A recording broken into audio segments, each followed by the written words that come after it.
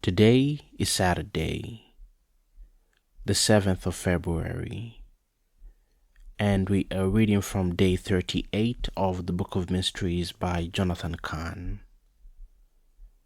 Day 38, The Door of Evil.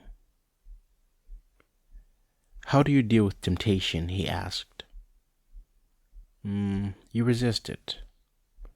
Yes, he said, but how? I didn't answer. I didn't know what he was looking for. The book of Proverbs reveals how to deal with the temptation of sexual sin, the seduction of an adulteress. It is written, "Keep your way far from her, and do not come near to the door of her house." What does that reveal? Stay away from temptation. The best way to deal with temptation is to not deal with it. I don't understand. If you keep yourself away from temptation, there's less chance of being tempted. But the scripture goes further than that. Listen again. It says, "Keep your way far from her, and do not come near to the door of her house." This is an even greater key. What it reveals is this. It's not enough to stay away from temptation. You must make it your aim to stay away from the door of temptation. Think about it. Which is more alluring? A person trying to seduce you or a door? The person, of course. And which is more tempting? A substance that would addict you or a door? The substance.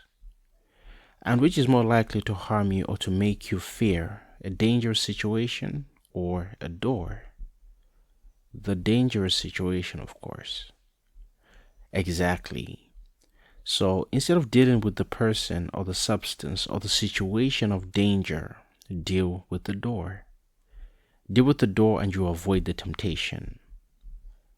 And the door is what exactly? The door is not the temptation, nor the sin. It's that which would lead you to temptation and sin.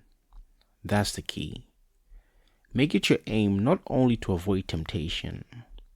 Locate the door to the temptation and then stay as far away from it as possible. For it is the wise who, instead of dealing with temptation and sin, deal with doors. The mission. Today, make it your aim not just to avoid temptation, but to avoid even the door that leads to it. Focus on the door and stay away from it. And we are reading from the book of Proverbs chapter 5, verses 3 through 8, and 1 Corinthians chapter 10, verse 13. God bless you.